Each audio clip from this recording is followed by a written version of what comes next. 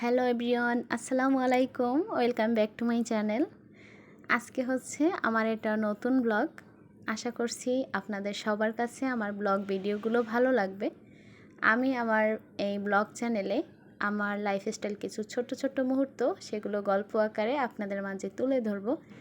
যদি আপনাদের সেগুলো ভালো লাগে তাহলে অবশ্যই আমার পাশে থাকবেন। অনেক দিন যাবৎ কিন্তু বৃষ্টি হচ্ছে না।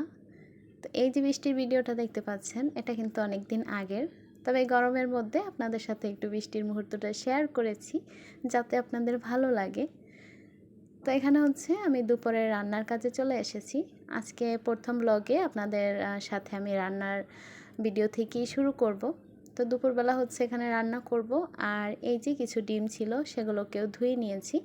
সবসময় ফ্রিজে ডিম ধুয়ে পরিষ্কার করে রাখবেন, যাতে ফ্রিজে অন্য কোনো খাবার থাকলে সেই খাবারগুলো কোনোভাবে যেন নষ্ট না হয়। তো এখানে হচ্ছে আজকে আমি ডালের বড়া বানাবো।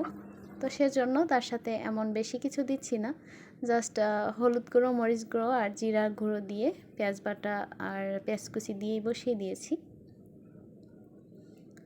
তো আর এখানে হচ্ছে ডাল রান্নাটা বসাবো আর সেই সাথে হচ্ছে বড়াগুলোকে ভেজে নিচ্ছি।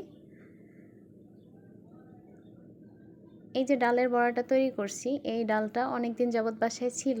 তো যেহেতু রমজান মাস চলে গিয়েছে আর রমজান মাসের জন্য কিছু ডাল বাসায় রাখা ছিল, তো ওগুলো যদি এখন খেয়ে না ফেলি তাহলে তো এই ডালগুলো নষ্ট হয়ে যাবে। সেজন্য আর কি ডালগুলো দিয়ে বড়া বানিয়ে নিব। তো দুপুরে যতটুকু প্রয়োজন ছিল বাকি যে ডালটা আছে ওটা আর এবেলাতে লাগবে না, সেজন্য আমি ওগুলোকে একটা বক্সে করে তারপর হচ্ছে ফ্রিজে রেখে দিয়েছি। যখন আমার প্রয়োজন হবে তখন আবার নামিয়ে নিব। তো এই তো এখানে কিন্তু আমার বড়া ভাজিগুলো হয়ে গেছে। আর এখানে আমি হচ্ছে ডালটাও হয়ে গেছে, আমি এ পর্যায়ে ডালটাতে বাগার দিয়ে দিব। আমি আশা করব আমার এই ছোট্ট ছোট্ট ভিডিওগুলো আপনাদের কাছে ভালো লাগবে। আমি ছোট্ট ছোট্ট মুহূর্তগুলোই আপনাদের সাথে প্রতিদিন শেয়ার করব। তো এখানে আমার ডাল রান্না আর বড়া ভাজি কিন্তু হয়ে গেছে। আর এখানে হচ্ছে আমি শাক ভাজি করব, কলমি শাক ভাজি। তো এই গরমের সময় আমরা কিন্তু একটু নিজেদের স্বাস্থ্য সচেতন বেশিই থাকি। এই সময় একটু নিজেদের প্রতি খেয়াল রাখলে কিন্তু আমাদের স্বাস্থ্যের দিকটা ভালো থাকে। তো এখানে আমার শাক ভাজিটাও হয়ে গেছে। আর এটা হচ্ছে এখানে হচ্ছে বিকেলবেলা ছেলেদের জন্য পুডিং বানাবো, সেজন্য এখানে দুধ বসিয়েছিলাম।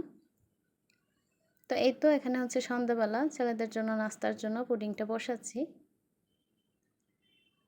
তো এখানে হচ্ছে এই যে আমার পুডিংটা কিন্তু হয়ে গেছে। আশা করছি আপনাদের কাছে আমার আজকের ব্লগটি ভালো লাগবে। সবাই ভালো থাকবেন। আল্লাহ হাফেজ।